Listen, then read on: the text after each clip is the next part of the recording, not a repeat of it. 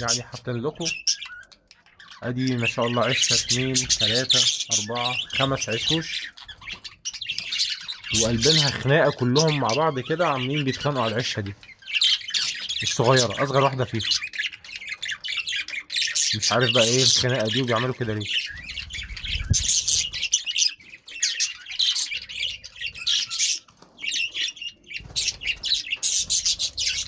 كل واحده عايزه تحجز عشه، وفي بقى ايه شويه عوانس عمالين يتخانقوا معاهم على العشوش ويغلسوا، والغتت ده عمال يغتت عليهم كلهم مشاكس. يشوف اي اتنين بيتجوزوا ويروح يقف جنبيهم ويغلس عليهم اهو.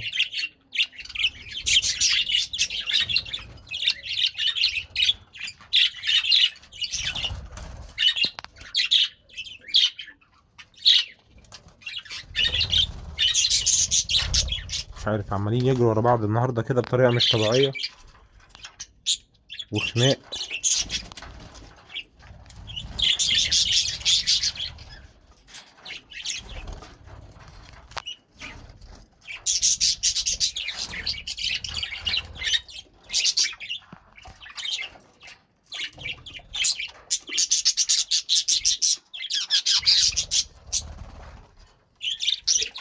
مش عارف النهارده ايه خناقه العصافير دي دايره على ايه النهارده، مش عارف.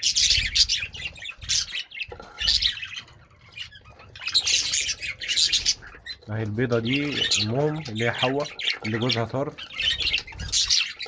دخلت حجزت لها عشه اهي، ودي حجزت عشه، ومشاكس ده واقف عمال بقى ايه يتخانق مع الاتنين، عايز يخرجهم من العشه بتاعتهم.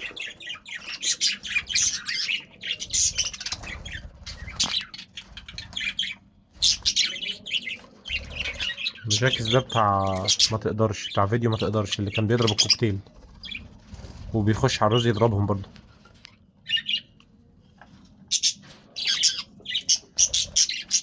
وفي وسط بقى ما الخناقه شغاله، دول مالهمش اي دعوه بحاجه وعمالين ياكلوا، مالهمش دعوه، هما سايبينهم يتخانقوا، بيفهموا والله، عمالين ياكلوا هنا ومالهمش دعوه، الخناقه دايره فوق ومالهمش دعوه بيها.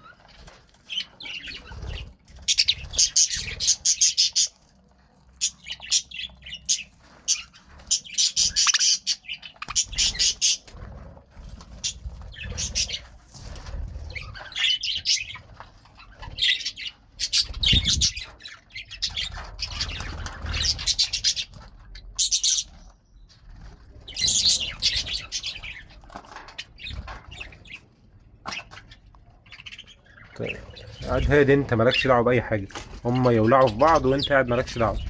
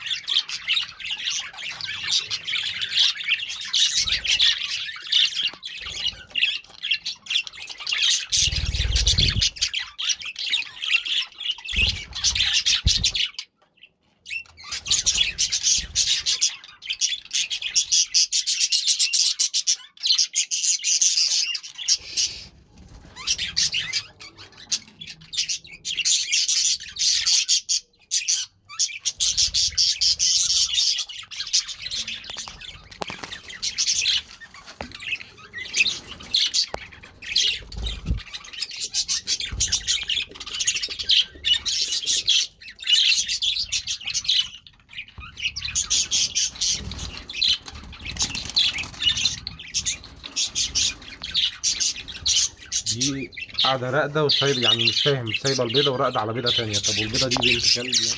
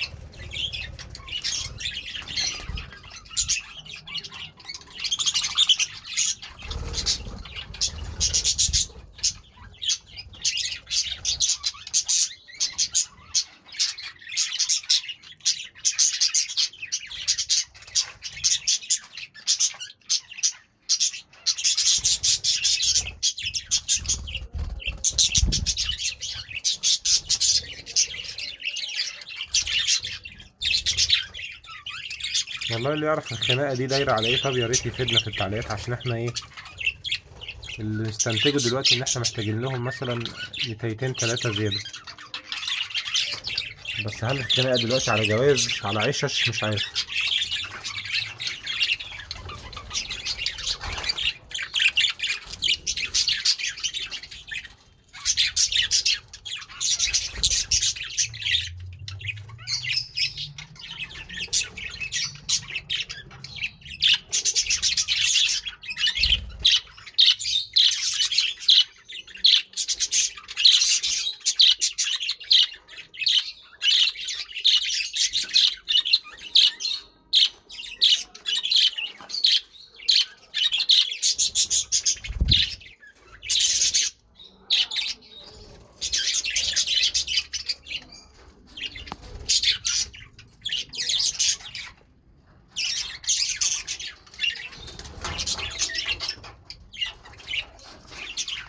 ده بقى المقلبز، ده حكايته حكاية بقى. ده قعد في العشة يبيض وياكل ويبيض وياكل، وفضل يبيض وياكل ويبيض وياكل لحد ما تخن وطلع له كرش.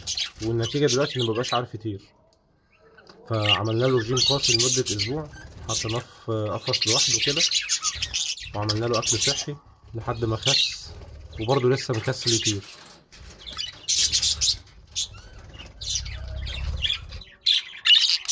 الأصفر ده